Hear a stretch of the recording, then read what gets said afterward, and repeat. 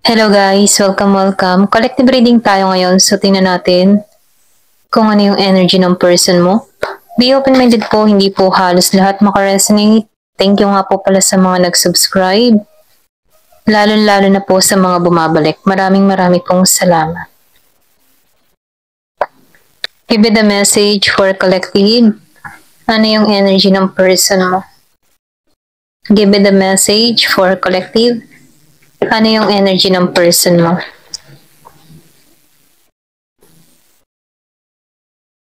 Give it a message.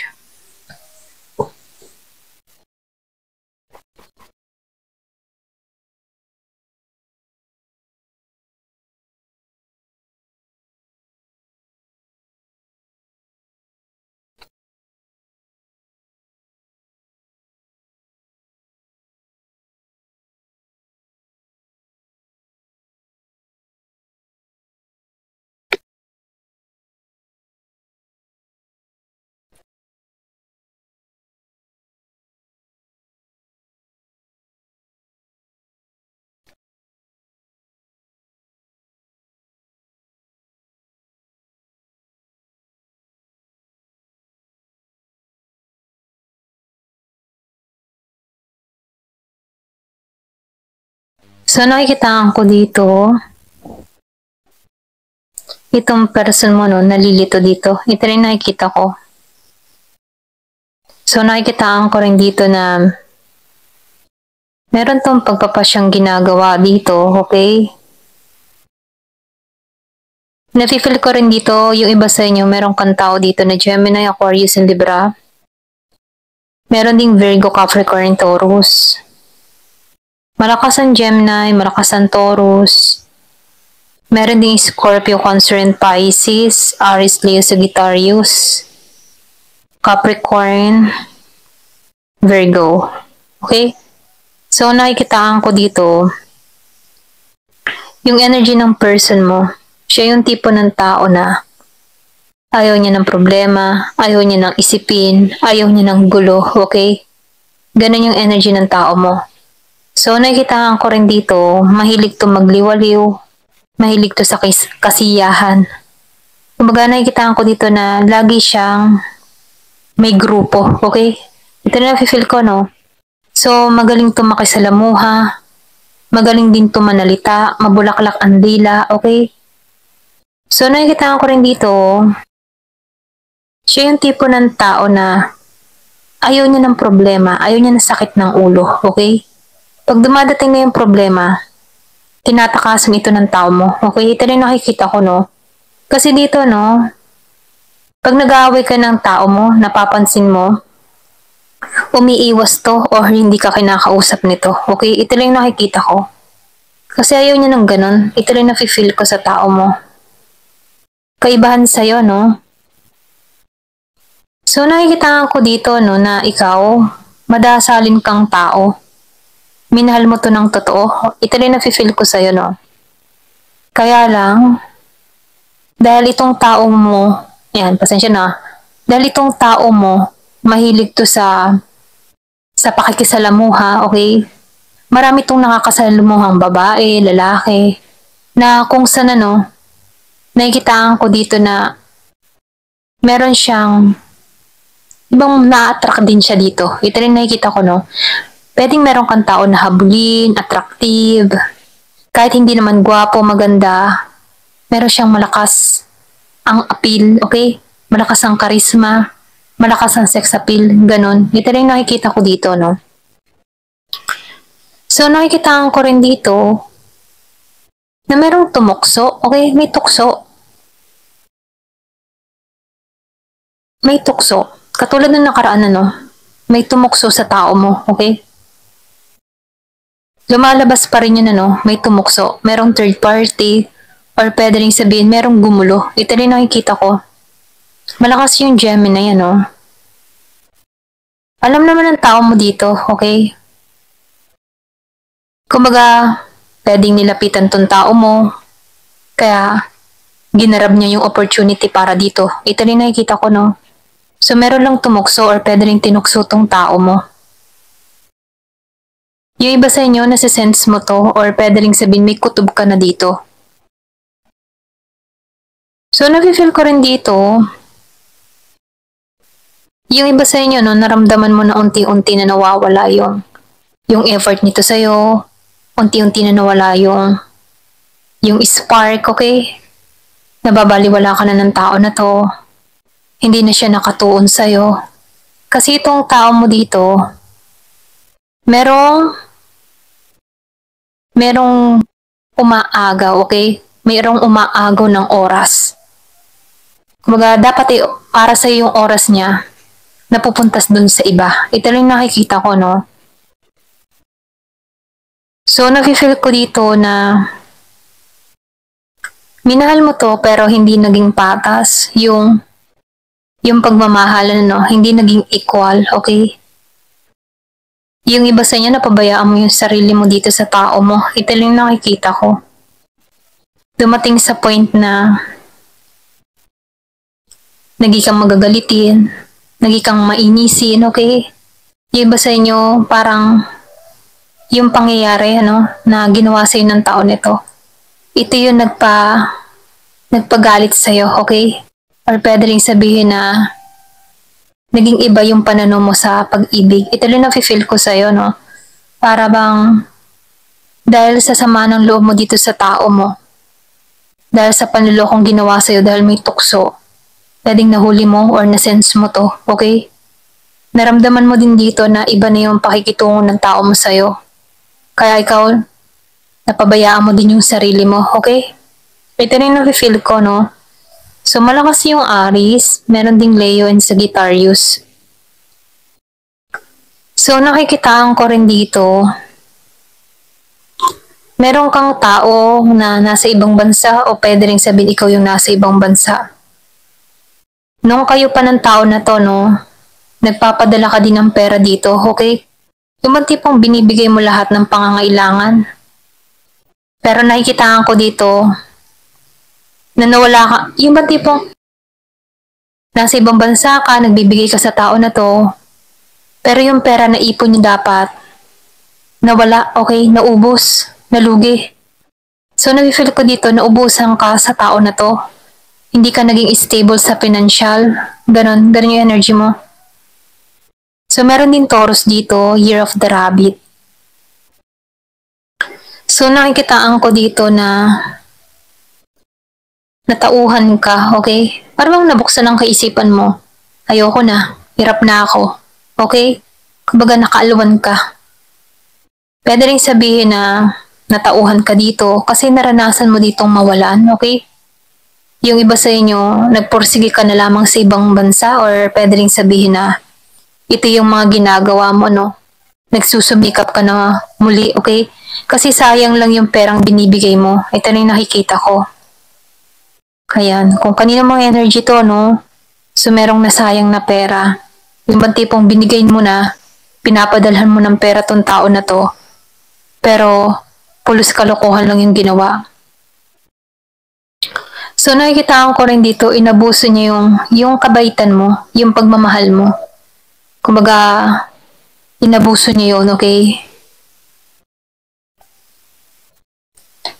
Oh, lumabas ang devil. Kasi itong tao mo, meron siyang pag-uugaling ibang for example, kinukuhaan ka ng kinukuhan. Yung ang abusado, okay? May ugali siyang ganun. Mapang-abuso. Or pwede rin na gahaman, okay? Mapanlinlang, mapanloko. So, nafe-feel ko dito na meron ka din ditong tao na hindi stick to one, okay? Malibog or mahilig sa sexual, ganun. Pwede rin sabihin nung malayo kayo sa bawat isa. Kumbaga, pumapatol siya sa iba. Ito lang nakikita ko, no? So, meron tong bisyo, meron siyang masamang habit na hindi niya kayang pakawalan. Kumbaga, ugali niya na. Kumbaga, nasa sa isip ng tao na to na mapapatawad mo siya dahil mahal mo siya, okay? So, nakikitaan ko dito na inuutakan ka niya, iniisahan ka niya, Ginagamit niya yung love mo sa kanya, okay? Ito rin nafe-feel ko sa tao mo, no? Masyado siyang mapanloko, okay? Porket mahal na mahal mo siya dito, ginagamit niya yun, okay? Nililin lang ka, okay? So, ito na yung nakikita ko. So, merong Capricorn dito. Ito na yung nakikita ko, no?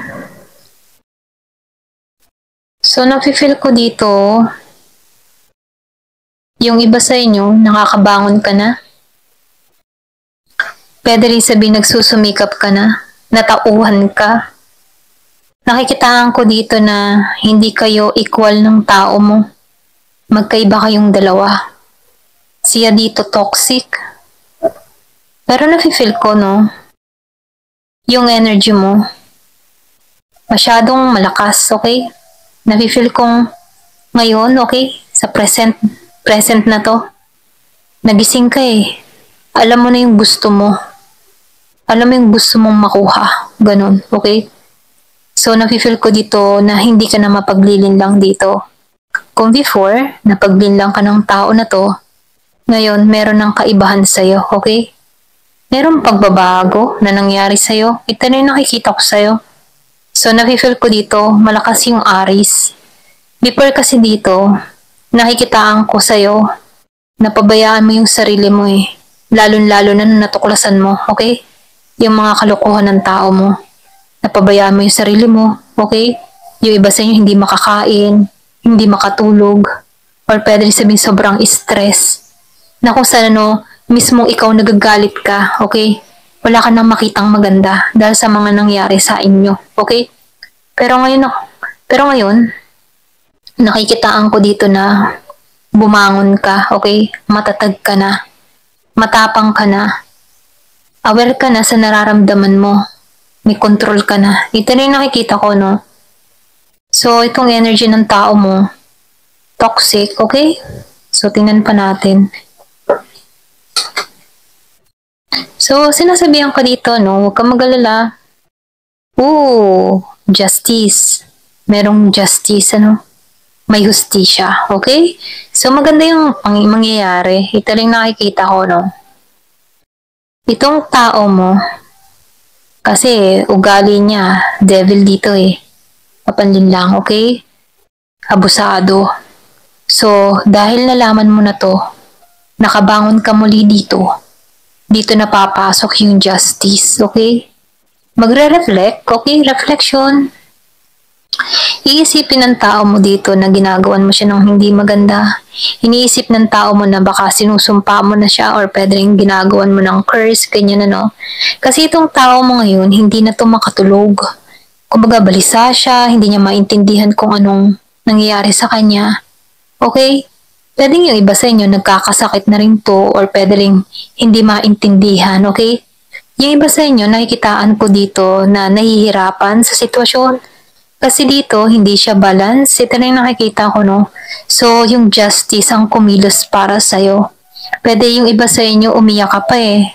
Pwedeng nanalangin ka dahil madasalin ka dito. Lumuha ka sa pait na nangyari sa'yo, okay? So, nafe-feel ko dito, no? Ginagabayan ka dito. Pwede rin sabihin ginagabayan ka dito para matuklasan mo na itong ginagawa ng tao mo ay may panliloko. Okay? May tukso, mahina sa tukso. Ito na yung mensahe, no? So, nafe-feel ko dito, ikaw, pwedeng natauhan ka, okay? Natuto mo, or pwede rin natuto ka, okay? Natuto kang bumalanse. Natuto kang bumangon. Pwedeng sabihin natin na ikaw ay biglang nagbago. So, nafe-feel ko dito dahil ganito pa rin yung energy ng tao mo, mapaglin lang, ano. So, meron ditong justice, okay? So, sinasabihan ka dito, no, hayaan mo na lang si God, si universe, yung kumilos sa tao mo, okay? Kasi kung ano man yung mga panliloko na ginawa niya sa'yo, panlilin lang, panghuhut-hut, ano, nakikitaan ko dito, justice ang kikilos, okay?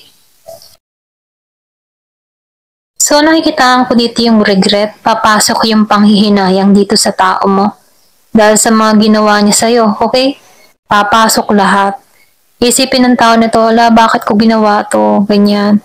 Ay, mandasaling ka dito. Okay? Nakikitaan ko dito, madasalin ka. Hindi ka hinahayaan ni God na mapahama. Okay? So, ang Diyos ay patas. So, nafe-feel ko dito, kung ano man yung nangyari sa'yo, ganun din yung nararanasan ng tao mo. Kasi dito, nanakit siya dito, kaya yung kanyang mga ginawa dito, sa kanya rin dito tatama sa bandang huli. Okay? Just deserve. So, umpisa, ikaw yung nasaktan, pero sa dulo, ikaw yung wagi. Okay? So, sinasabihan ka lang dito, huwag kang mananalangin ng masama sa tao mo. Ipagpasa Diyos mo na lang to, kasi dito siya patungo. Okay? So, manghihinayang to, ito lang nakikita ko. Parang feeling niya, napalampas niya yung pagkakataong ibinigay mo sa kanya dito. Okay? So, tingnan natin dito yung situation. Give me the message. Ano naman yung mensahe pa? Nakita ko yung 1551, okay? So, angel number 1551, tingnan nyo. Meron niyang pahiwatig sa'yo. Meron ditong decision. So, ikaw yung nag-decision dito eh. Or pwede rin hanggang ngayon nagdi-decision ka pa rin, okay? Kung alin ba yung tatahakin mo, right or left, okay? So, ito lang nakikita ko. Meron ka mga desisyong ginagawa. So, ma-frieds. So, nafe-feel ko dito, no? Yung iba sa inyo, pwedeng nagiging ka ng matigas, okay? So, nakikitaan ko dito, meron ka din ditong tao na ma-pride. Makikita mo may hawak siyang mirror, pwedeng reflection, ano? Yung pride niya, siya din yung bang tipo na, yung pride niya, yun din yung lumalamon sa kanya. Siya na yung mali, siya pang mataas, okay? So, umiikot yung oras dito, tumatakbo yung oras sa tao na to. Ito lang yung mensahe, no? So, meron ditong temptation, deception. So, may panlulokong ginawa to sa'yo. So, may temptation din. Ito lang nakikita ko dito. So, meron ditong resistance, guard, close-up. Kasi itong tao mo dito, madali itong maakit, okay? Once na kinalabit, papatol agad. Ito lang nakikita ko. Hindi niya kayang i-resist or hindi niya kaya tong iwasan. Ito lang nakikita ko, no? So, ito yung challenge para sa kanya dito. Kailangan siyang matuto na i-guard yung sarili niya, no? Hindi open sa lahat. Ito lang nakikita ko. Ayan. Thank you for watching. Love and peace.